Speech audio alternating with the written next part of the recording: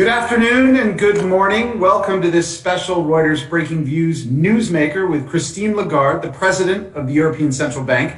I'm Rob Cox, the global editor of Breaking Views, Reuters' financial commentary arm, coming to you from Zurich, Switzerland. I'm shortly going to hand the mic over to my colleague Swaha Patnaik, our global economics editor in London, to lead the conversation. Before that, I want to do one quick housekeeping note. If you want to send us questions for us to consider posing at the end of the interview, you can do so using the chat box, which you should see on the right-hand side of your screen. Now, without further ado, allow me to welcome Madame Lagarde in Frankfurt. Hello, Madame Lagarde. How are you? Hello, Rob. I'm very well, thank you. And you? I'm great. Yeah, I couldn't be better. Thank you for joining us. Before I pass you over to Swaha, I thought I'd maybe just ask you a sort of basic, broad question, which touches on not only your current role at the ECB, but your extensive experience at the IMF before that in the French government. How concerned are you, and should we be, about what we see as the sluggish pace of vaccinations against COVID in the European continent relative to the US and the UK and some other places? And, you know, the potential for that to create an imbalance, if you will, in growth rates, prices, the price of money, that kind of thing. How should we, and how do you see this? I think we should all be very concerned that vaccinations moves as fast as possible throughout the world. So I wouldn't focus on any particular region. I would focus on the rollout on a global basis of vaccinations. If there's one thing that, you know, we all took out of the IMF World Bank meetings that took place last week, is that the world is not going to be safe until everybody is safe. So having said that, things change fast. And what has been very fast is the finding of vaccination to begin with. And it's clearly the case now that there is a ramping up element, there is a rollout element about it, and things are going to continue changing almost as we speak. You know, the Johnson & Johnson and AstraZeneca vaccinations, which, you know, were regarded as one of the key 5 vaccines, are now being suspected in the US as well as in Europe, and things will continue to change. I think it's a process that we have to go through and that we are experimenting almost on a daily basis. But vaccination is a key, and it is a key the world over. It's not specific to a particular region. But so you're not particularly concerned that the U.S. seems to be sort of roaring out in some mismatched way with Europe that creates some imbalance with trade or interest rates? Look, it's not only related to vaccination. There are lots of components about it. The fiscal response, the change of administration have also had a key role to play in the way in which it is happening and it is perceived. All right, we'll dive down further into that. Swaha, I pass the mic to you. Thank you, Rob. Madame Lagarde, great to have you with us. Great to see you too, and good afternoon. Thank you. Rob's already got going with one of the biggest risks and uncertainties. Let me ask you about 2 other specific risks, one to the downside and one to the upside. First, how concerned are you that there might be parts of the economy which end up far more badly scarred after COVID than we'd initially anticipated? Secondly, on the flip side, do you expect to see much of a positive spillover from the massive US fiscal stimulus that you just alluded to? Okay, following up from the upside that we can anticipate and the spillover that we can identify out of the US fiscal stimulus that has been voted. It's still early days, but clearly the ECB staff has already begun figuring out what the spillovers will be. And we're considering, and this is preliminary assessment, that there will be an impact on European GDP of about 0.3% at the end of our medium-term exercise, which is 2023, and that there will be an impact on inflation as well of about 0.15%. So there will be positive spillovers as a result of, as I said, what has already been voted by Congress in the US. There is clearly more that is in discussion at the moment that has not gone through Congress, which we don't really know yet what the amount will be. But what we know is that it will be over a much longer period of time. So I think that the assessment and the measurements of spillovers will have to be done in a very careful way, depending on which year those stimulus. I wouldn't call them stimulus. I would probably call them investment and transformational financing will affect the U.S. economy. Now, turning to and what I've just said is clearly an upside risk that we are seeing in the medium term. And we think, by the way, that the major impact will be in 2022. So of the 0.3% that I was referring to over the horizon, we think that about 0.2 will actually take place in 2022. Now, you are referring to the other element, which will have to do with a staggered recovery, if you will, where clearly some sectors, some countries will take a bit longer to recover, given the sectors and given the countries. One good example of that is transportation, which will be affected, which will be scarred, and which will transform itself probably in the years to come. Another one is the entire sector, which has been subject to the social distancing restrictions and will probably continue to be affected by those social distancing measures. They will take longer to recover. Those countries equally that have a large portion of their economy that is driven or geared towards tourism will also probably take a bit longer to recover. But, you know, I'm very cautious as I'm saying that, because we have been amazed, all of us, I think, at the way in which the corporate sector, the private sector, and households, families, people have actually responded to the crisis and have managed to adjust, to change the way in which we work. Look at you, you're working from home. I spend a lot of my time also working from home and operating with teams and using, you know, these web-enabled mechanisms. And it is not, I think, you know, reducing the efficiency that you display, that I try to display as well. Well, absolutely. You talked about the corporate sector just now. Let me ask you about bankruptcies. It's been a very odd year. We've had a huge economic downturn, but government support has managed to prevent a lot of bankruptcies on both sides of the Atlantic. It's not just about Europe. How concerned are you that as government support inevitably starts to be withdrawn, we will see this wave of bankruptcies? And do you think banks are adequately prepared with their early warning systems finely tuned enough to deal with what we might see coming through the pandemic? Well, there is no question that we will see more bankruptcies going forward than we have in the last year, and this is for very simple reasons that we all know. The guarantees that were put in place by governments, the moratorium that were decided, and sometimes the court system, which didn't work, were suspended, were under lockdown. All operated in such a way that the number of bankruptcy filings has been significantly lower in 2020 than it ever was before. So we are likely to see, inevitably, a catch-up. And some of those companies that would have filed for bankruptcy come what may in 2020, with or without pandemic rather, will probably resurface and will come to join the ranks of those that will file for bankruptcy.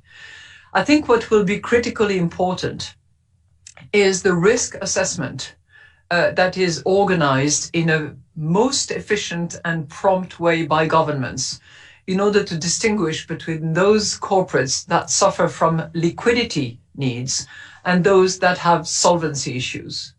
Because clearly the goal of everyone should be to avoid that the liquidity crisis of those corporates morphs into a solvency crisis. And I'm hearing that, you know, quite a few governments are already putting in place those mechanisms in order to expedite the risk assessment and to secure and protect those segments of the corporate sector that are only suffering from liquidity risks. You ask the question of the banks, and the banks are going to be critical players in that risk assessment mechanism. And I know that they are very concerned about it, and they want to be focused on that because they're talking about their client base, and they want obviously to support those client base as much as is possible, but of course as much as is reasonable. Hence, the real importance of this good risk assessment. We believe that banks are pretty solid. If you look at the core tier one capital ratios, it's at the highest level it has ever been. If you look at the overall capital ratio, very high as well. I think it's 15.6 for the first one, over 19 for the other one. And their liquidity coverage is also very strong. So they are currently in a very strong position, including to face some of those risks that would result from a larger amount of bankruptcies than what they've seen in 2020.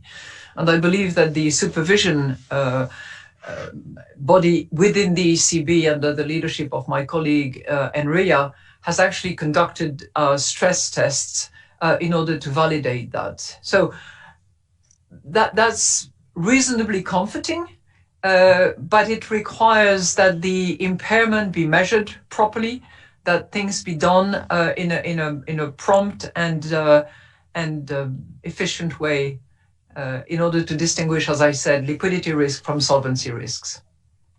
Let me turn to the non-bank financial sector. You recently said that it needs to be made more resilient through regulatory change. Could you talk us through why you think they need regulatory change, or what sort of things that you've seen during the past year that may make it necessary? Well, I think that we all observed back in March 2020 that the money markets in particular was creating tensions, including through sectors of the financial world that was quite significantly regulated and was supervised. And that prompted all central banks of the world. I'm talking about the Fed, the Bank of England, Bank of Japan, and ourselves, to actually get involved and make sure that we could face the risk of liquidity crisis that could have occurred had we not acted at the time. So I think it is the joint intention of all parties, through the FSB in particular, the Financial Stability Board, to make sure that those risks do not arise again, and that enough regulation and supervision is exercised to those sectors of the financial markets that were left a little bit out of the regulatory and supervisory arm. That's to give you an example. Thank you. Let me turn to the ECB as an institution itself. Crises like the pandemic shape not only our economies, but also institutions. The ECB is not the same institution it was when the euro was set up more than 2 decades ago. How do you think the pandemic has changed the ECB, its thinking, and what it's prepared to do? I think any institution evolves over the course of time, and crises are generally great circumstances to actually prove your mantle and demonstrate that you can respond and that you can show the agility and the ability to adjust that is called for. And I think that on the occasion of the March 20 crisis, very obviously as a result of the pandemic, I think the ECB has demonstrated its capacity to respond very quickly, to respond massively, to break the mold, if you will, by demonstrating its unlimited commitment to the euro, and by being creative in the way in which we addressed both the financing needs of the economy with our targeted financing schemes, and by addressing the risk of fragmentation that we could see developing at the time back in March. So we came up with TLTRO on the one hand, and the Pandemic Emergency Purchase Program, which was the largest ever as we moved into the pandemic crisis. So from a pioneer institution as it was 20 years ago, it has certainly matured and gained in depth, in strength, and in responsiveness for a successful response to the crisis, I think. One of the problems with the creativity has been it has also incurred quite a lot of criticism and, say, constitutional court challenges. I mean, do you think some of this creativity will stay limited to the pandemic era, or do you think it can live beyond that? I think that the pandemic moment required emergency response. And the PEP, which is Pandemic Emergency Purchase Program, I mean, you can find all the keywords in there, was specifically dedicated and designed in response to that pandemic crisis. And it's an additional tool compared with other tools that exist and that will continue to be used. Instruments that include the very low rates that we have at the moment, the purchase programs that are in place and that pre-existed PEP, the financing schemes, and the forward guidance. So these four elements, if you will, are the sort of basic instruments that we have, given the situation that we're facing of this lower bound current environment. And PEP is an add-on that was specifically designed for the pandemic situation and the emergency requirements that called for, as I said, breaking the mold in order to respond and actually deliver on our mandate of price stability under those circumstances.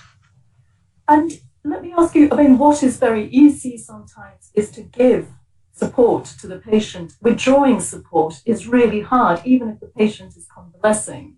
I mean, we saw in 2013 Ben Bernanke's taper tantrum. Now the world is much more indebted, companies and governments. So are you concerned at all that central banks, not just the European Central Bank, but any central bank, major central bank, risks a huge ruction in the bond market if it does start going down that road? We have to look at the situation as it is and as it evolves. We are still clearly dealing with the pandemic crisis. Most countries in Europe are going through a third wave. We are still swamped with uncertainty. And not a day goes by without, yet another change, yet another vaccination hiccup, yet another increase in hospitalizations. So we consider that both fiscal and monetary support are needed and will be needed until the pandemic crisis is over. When I think of the economy, I think of a patient. I know this is not very good medical analogy at the moment, but think of a patient which is out of the deep crisis, but still on two clutches. You don't want to remove either clutches, the fiscal or the monetary, until the patient can actually walk fine. And to me, that means support well into the recovery so that economies can actually operate, walk, and function properly without support. For the moment, that support is needed, and that will be needed well into the recovery. Absolutely. And as we said before, there is the risk of scarring and all those sort of forward thinking that you're looking ahead to. What would be sort of the necessary and sufficient conditions, if you like, looking ahead a few years, for you to start thinking about this? We have a reaction function that has been very clearly identified back in December. And the reaction function is to preserve favorable financing conditions. And this is clearly something that we're going to stick to and that we have clearly demonstrated in our latest decision in March.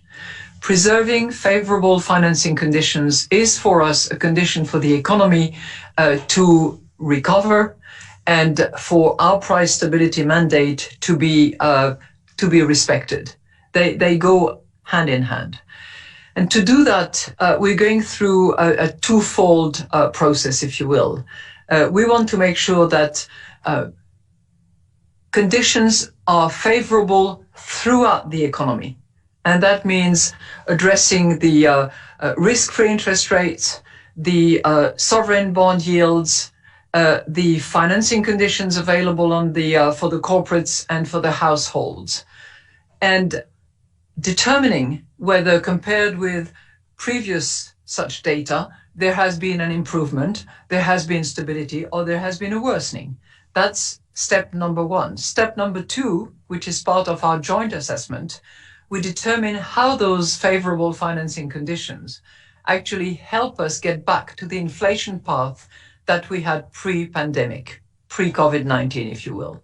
And it's on the basis of that joint assessment that we determine our monetary policy. We did that back in March, and very clearly it was considered by the Governing Council and by us at the Executive Board that it was needed to significantly increase our purchases, which we did. And are you happy with the response? Because the financing conditions are almost day to day, the lifeblood of the market is telling you some of the financing conditions. Are you happy with where we are now? We try to look at, we don't look on a daily basis, on a weekly basis. We have to be a little bit, we need to have a longer horizon than that. But it's the fact that what was decided back in March has had an impact and continues to have that impact. Perfect. Let me start turning a little further out. It's in the central bank's DNA to look forward. So while we're in the middle of a health crisis, central banks everywhere look far enough forward to plan for midterm horizons. You started, when you came to the ECB, a policy review. It was a strategy review. Yeah, absolutely. And as part of that, your senior officials yourself, you've been talking to a wide range of people in a sort of ECB Listens outreach program, if you like. What are your main takeaways from what the central bank has been hearing, and how does this feed into the ECB strategy review? You're very correct that we conducted that exercise of reaching out, listening, and bottling in order to make sure that actually is part of our strategy review. And that was conducted at the ECB level and at all national central bank levels as well. So in each of the 19 member states of the euro area, such exercises were conducted. Let me tell you what key concerns we heard. I think concern number one, expressed by those who joined, was the issue of measurement of inflation. How prices increase, why, how do you measure it properly? Do you account for, say, for example, food and energy? Why is it not included in core inflation? And more to the point, for people's concern, is housing cost, which is so important, particularly for young people. Is that really factored in properly in the inflation measurements? So that was concern number one. I think concern number two, which we took away as well, was the concern that people had about some externalities that impact prices, that impact people's life, and that impact the risk horizon and assessment that people conduct. And I mean by that climate change. If we did not hear it on the occasion of the ECB Listens, we will never hear it. The third component had to do with income and pension. So as you can imagine, all these things, inflation measurements, climate change, impact of monetary policy on income, all of those points will find their way into our strategy review when it comes to inflation measurements, when it comes to the impact of climate change, when it comes to externalities and the assessment of monetary policy. The Federal Reserve is a little way ahead of you. It started before you with its Fed review. And is a little bit way ahead. Central banks in the developed world are all independent. But to paraphrase John Donne, no central bank is an island. So I was wondering whether you think that what the Fed has done, which is to say that it will tolerate some overshoots in inflation, and that it is really gunning for more inclusive growth. Does that shape how other central banks think, and will it shape central banking in general? Somebody has to go first, and that's the vanguard, perhaps. I don't know whether you think this is appropriate or any of this may have a gravitational pull for the Eurozone in the future.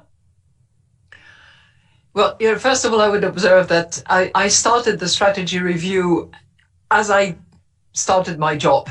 So there was no way I could have started earlier, which is why Chair Powell was a little bit ahead of us. And I'm leading that exercise as fast as I can, because I think it's important that as we will be transitioning, hopefully post-pandemic one day, we have a strategy review that is firm and well understood. It's difficult to compare the Fed and the ECB from that perspective of inclusiveness, because the employment objective that the Fed has explicitly in its mandate, together with price stability, is the instrument through which inclusiveness can be taken into account for purposes of monetary policy. And to measure that, clearly Chair Powell and his FOMC have granular, detailed information about employment rate, participation, unemployment, and they can really drill down into minorities' employment or unemployment, improvement, progress in that respect. The ECB does not have employment as one of its objective, because our mandate is price stability, full stop. Now, we do have secondary objectives, and you can include in the secondary objectives multiple factors, in particular, the economic goals that are pursued by the European institutions at large. But we don't have as much of an impetus on employment, which is the right channel to assess inclusiveness. And do you think, you mentioned climate change earlier, and this is part and parcel of your review, and while it is not a mandate, your colleagues at the ECB have shown very clearly how it can impact monetary policy thinking, how it impacts financial stability risks. What do you think is the best way for a central bank to encourage sort of a carrot and sticks approach, if you like, and align sort of the prices in markets that people dictate to the values that you are talking about that society has to stop climate change sort of posing such a threat? Okay. The key players, the driver of that bus, if you will, are not the central bank governors. They are the finance ministers, they are the governments, they are the policymakers. But what we central bankers can do is to align and join forces with finance ministers, with governments, in order to contribute our share in what is and should be a common cause for all, where each and every one of us, wherever we are, ask ourselves, what can I contribute? What is within the parameters of my mandate that will actually have an impact on what is that common cause of fighting climate change? And I think that from a central bank perspective, you can do it in two different ways. One is by asking yourselves, from each and every segment of your action, how can climate change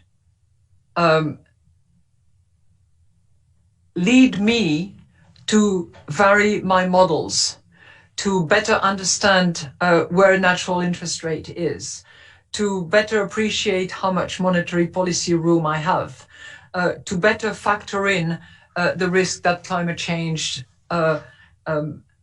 has on the inflation measurements and inflation in general, and how fiscal and monetary intersect through, for instance, the intervention of carbon tax. That's number one. And it has many, many ramifications. It means changing the models that we use to make sure that it's in there. It means making sure that we anticipate such things as carbon taxation. It means that we understand better the behavior of consumers to see whether or not they change their saving patterns, depending on how they assess climate risks going forward. The second aspect of what we can do is actually from a risk management point of view, look at our portfolios, whether non-monetary portfolios, which we are already doing quite a lot, or monetary portfolios, which means should I continue valuing collaterals in the way I do, or should I make sure that I'm attentive to the taxonomy that is now being put in place and improved in the course of 21? And I think the same goes for purchases, for those central banks that are purchasing corporate bonds, as the ECB does. Should we pay more attention to taxonomy going forwards? And the third element, which I touch on only very briefly, because we have this separation and this sort of Chinese wall between supervision and banking, and central banking, monetary policy determination, is through supervision, is by expecting that banks will themselves measure the climate change impact on their portfolio, on the value of their corporate clients, and the value of the collaterals that they pick up along the way. In addition to that, that supervision arm should of course use the tools that it has, which includes stress testing, which includes guiding principles, and that is being done as we speak by the ECB, because I think that we tried to move as fast as we could. And are you using those sort of modelling things that you talked about in the first strand already, or how far are you along the line to finessing those models and making it an integral part of decision making? Well, as you rightly said, climate change is one of the components of our strategy review. And we have that agreement amongst members of the Governing Council that nothing is agreed until everything is agreed.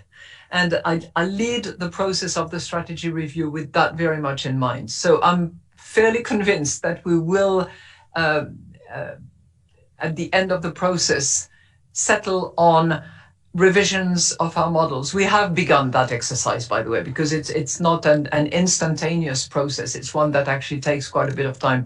But we have begun that process, and I'm sure it will be rolled out in a much more decisive and determined way once the strategy review is over.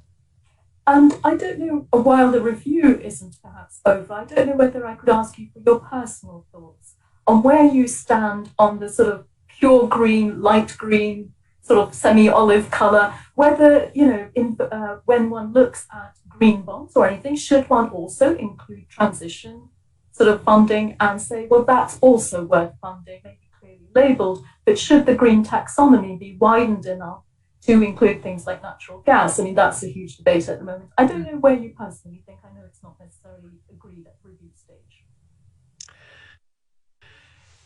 My take on that is that there should be as much integrity and as much as science-based understanding of the multiple shades of green. And it's a matter for the Commission and the European Parliament to decide upon. They've moved ahead rapidly since July. The taxonomy is in place. It certainly settles what is green. There is more underway at the moment as we speak, and I think the 21st of April will see developments, and it will be an ongoing process, because clearly, while there are some clear-cut identification of what is green, there is also some not so clear-cut identification of those that are more in the brown but are trying to move into the green, and which have to be supported from a financial point of view into that transition. So I think the zero net budget, zero net emission budget is also going to be an area where more work will be done. And I have to say that I'm very impressed at the moment by the sort of commonality of views across the board and across the pond, including the United States, in order to move in the right direction. Let me ask you about another big project, not necessarily that you own this time, when you have enough on your plate, which is the reform of the Stability and Growth Pact. Not your problem, indirectly perhaps, but you both, when you were French finance minister in the past, you You have been the head of the IMF and given advice to governments about what is the best model for fiscal policy for particular countries. What sort of things do you think we should be looking at for all institutions that care about the euro's well-being and soundness? What should the Stability Pact reform think about? The big picture one, not the short-term one, about extending sort of suspensions. Well, you kind of responded for me by saying this is not really my business anymore. I will only say this. First of all, I think it's a good thing that the Commission and the Council and the finance ministers have this agreement that the escape clause will apply until the end of 22, because that really coincides with what we perceive as a possible horizon for the pandemic to be behind us. We don't know for sure, but we certainly look at 22 as being the year when the European countries will get back to pre-COVID-19 growth. I think the second point I would make is that Europe works on the basis of rules. It is a rules-based construction, and an extraordinary one that is often criticized, that sometimes stumbles along the way, but which eventually, and for the last 70 years, has stood the course of crisis and criticism for that matter. And rules are important. So there will have to be some rules. Whether they will be the same as the ones we had that we inherited from way back, probably not, because times have changed and the level of debt, the necessary measures that had to be taken have had the impact on European societies and European economies.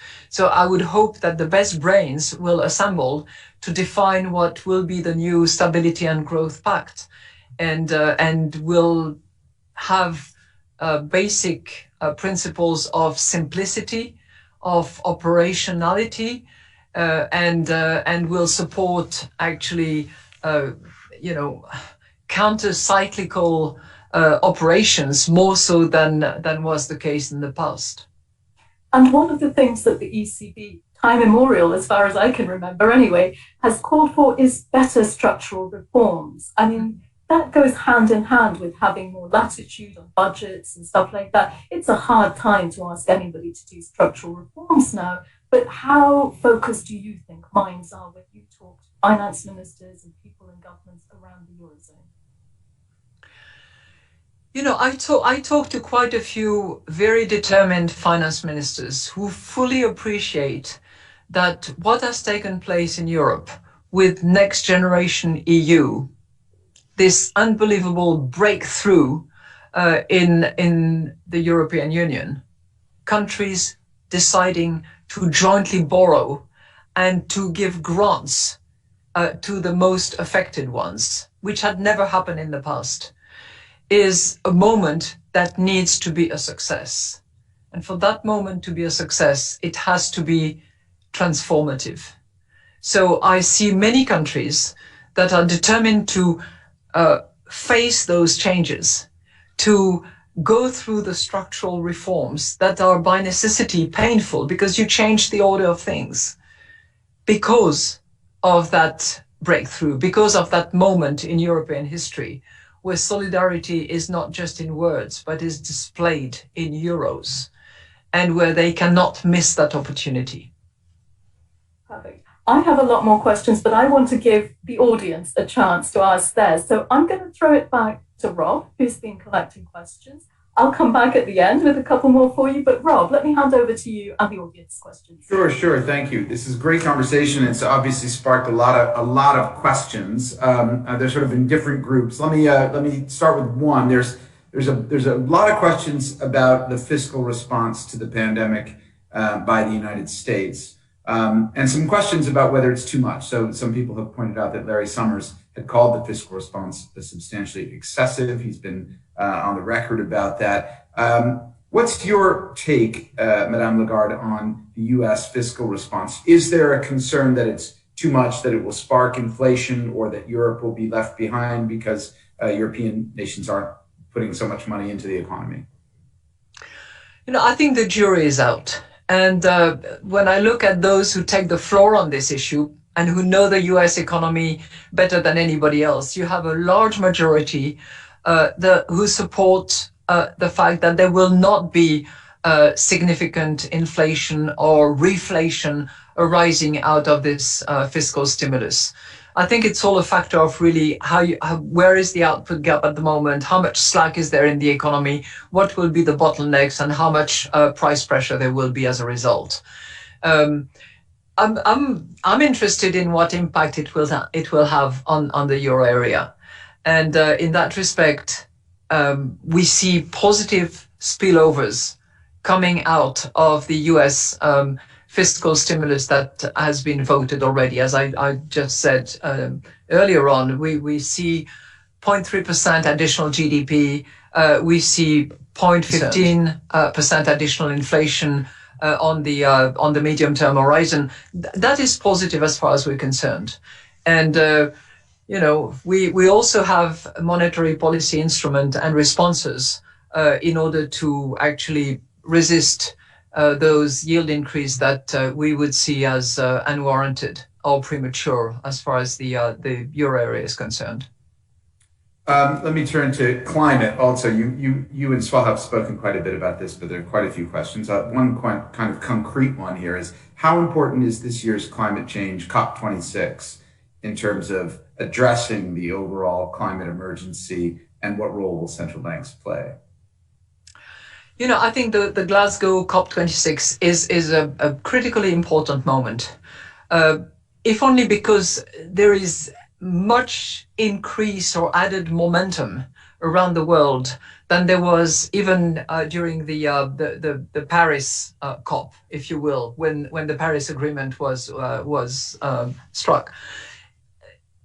The fact that the US has completely turned around and decided that climate change was critically important going forward, and is now really sort of moving forward both at the Treasury level and at the Fed's level, are going to have an impact on how COP26 evolves. But I wouldn't be surprised if there were some significant breakthrough and move towards accelerated response to the climate change threat that we face.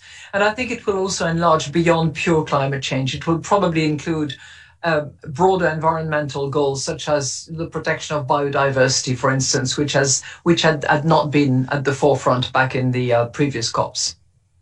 Well, you answered another question. Biodiversity just had come up as well. Let me ask you, just to turn, today Coinbase went public in the United States. It looks like it has a market cap of something in the order of $150 billion. So lots of talk about digital currency here, lots of questions.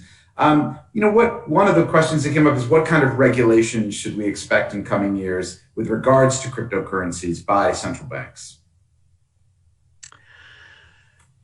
I'm not sure that regulation will come from the central banks. I think regulations will come from the authorities in charge of regulation and then supervision.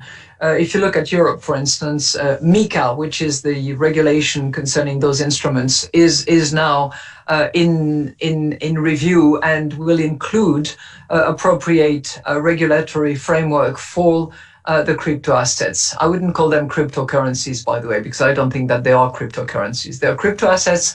They should be well parked in the regulatory environment within which we function, and there should be enough supervision so that consumers appreciate what risk they go into and what speculation they are the object of.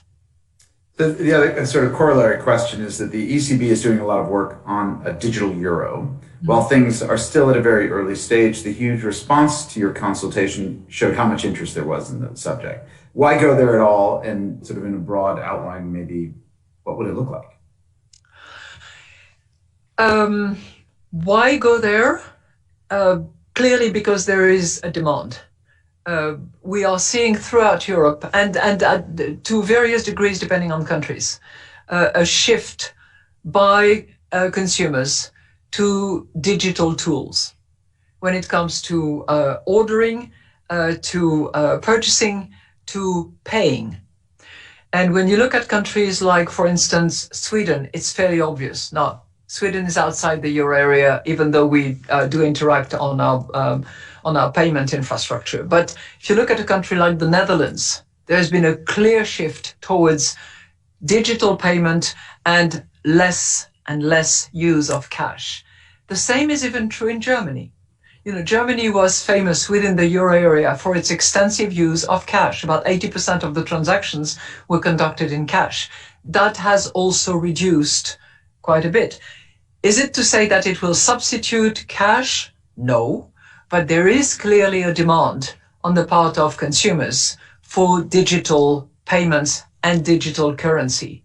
Second, there are around attempts by private issuers of something to actually come up with a digital thing, which would be convertible in various fiat currencies, fiat money, if you will. Clearly, the dollar is the one that is being targeted at the moment. We central banks, and I'm not the only one here, there are at least 80 central banks around the world that are looking at digital currencies. We think that it's a duty of us to actually have available digital currencies that would operate to the benefit of consumers. So what would it look like? Well, it could be used like banknotes. I don't think it is like banknotes because it will not have the degree of anonymity that banknotes have. And I find it very interesting, by the way, that in the consultation that we conducted, that consumers who responded in very large numbers said, we want our privacy to be protected, but we don't want anonymity, because they understand the risk of anonymity when it comes to digital currencies. And they appreciate that the financing of money laundering, the financing of terrorism cannot use digital currency as a cover. So there is huge wisdom in the response that we got from the Europeans. Thank you for that. Just sort of bigger picture question, sort of related to COVID. How can the leading economies of the world and central bankers, by implication, work better together to prepare for large-scale shocks, pandemics, disasters, I don't know, earthquakes, whatever it might be, that seem to be occurring with greater frequency? Well, when I look at what has happened, I have to say that central bankers actually coordinated, cooperated, compared notes, responded very quickly, very efficiently. When I look at the reactivation of the swap lines, when I look at the repo lines that we put in place, the response was very rapid and very significant. We had learned back during the great financial crisis that cooperation was a necessary response. I think we did it yet again. And, there was no question of time of the day, time of the night, size of the bank, personality of the governor. We all ganged together to make sure that we responded with enough liquidity and with enough reassurance so that we could deliver on our mandates, but we could also keep the economy afloat despite this pandemic threat. So that's an interesting point. I know Mark Carney has written about this and made that point as well. And as, of course, you were involved in the response to the financial crisis. Is there, but central bankers have done that. World leaders we seem to have all gone in different directions in many cases. I mean, the vaccines point is an obvious one. Are you worried about the leadership of the world effectively being prepared to deal with something as dramatic as climate change? I think Glasgow COP26 will give us the answer. And it will have to be a show of being in it together, fighting against it together, and making sure that those that are most exposed, most at risk, also have the support of the others. There has been much progress on that front between the early days of the UNCCC and the various COPs, but still much needs to be done. We'll see it in the vaccination process as well. You know, it's striking that advanced economies are much more advanced in the vaccination than the emerging market economies, and even more so the fragile or developing countries. As I said, vaccination will actually determine whether we are out of it or not. Right. No, that's absolutely true. Are you concerned that the way that the pandemic has panned out will create more inequality in the developed world and between the developed world and the emerging world? Yes, is the answer. Yes, is the answer. When you look at those most affected, if you just look at jobs, those most affected by the pandemic in advanced economies were predominantly the lower paid people, women, and young people. So those that were already at a disadvantage in many ways are going to suffer setbacks. If you listen to the World Bank or the IMF, they will also indicate, how many more people are in extreme poverty as a result of the pandemic. So yes, inequalities will have worsened within countries and between countries as well, which is why something like Next Generation EU is critically important in this part of the world, in Europe, so that those countries at a disadvantage actually receive more than those that will cope better with the pandemic. Madame Lagarde, can I just jump in and ask you as a follow-up to that? I think Rob has a couple more questions perhaps. But I mean, what you say about inequality within countries, it's hard for a central bank like the ECB, which looks holistically or traditionally has at the Eurozone as a whole, and then to look at this focus as no one left behind, if you like, in countries or within countries. I mean, is that something that the central bank can do? Well, we contribute to it. As I said, we have a mandate, which is this price stability. And I think that a central bank like the ECB contributes to reducing inequalities to the extent that it can within that mandate. It has been calculated over the course of that period between 2014 and 2019 that the ECB contributed to the creation of this additional 11 million jobs. It didn't create the 11 million jobs, let's face it, but it certainly contributed to the creation of these jobs by maintaining price stability, by making sure that the economy functions, that making sure that that corporates from SMEs to large accounts can actually have access to financing. And I think the same is true in the period between March 20 and now. We have contributed to reducing the impact that the pandemic would have had it not been for us being extremely active and very fast on the pedal. Thank you. Back to you, Rob. Okay, I'm going to go through these questions. Here's one I got to ask it because it's so direct. Is there a possible rate hike plan for 2022, and what would lead you to that? I think that's a very much too short a horizon, as far as I'm concerned. Got it. That's a good answer. And by the way, for those who are really interested in those questions, and I can see who is asking those, we give very, very clear forward guidance, both in relation to our asset purchase programs and in relation to interest rates hikes. So, we cannot be clearer than that. And we are clearly referring to inflation converging, significantly, sustainably towards our aim. We are very far away from that. Yeah. Would the shift to digital payments have occurred if it hadn't been for the COVID pandemic? Sorry, I missed the beginning of your question. Sorry. I mean, would the shift to the dramatic shift, let's say, to digital payments have occurred if it hadn't been for the pandemic or the scale of the pandemic? Probably not at the speed as we are seeing it. There were only a few central banks that were looking at it, China being a point in case, because it started back in 2015.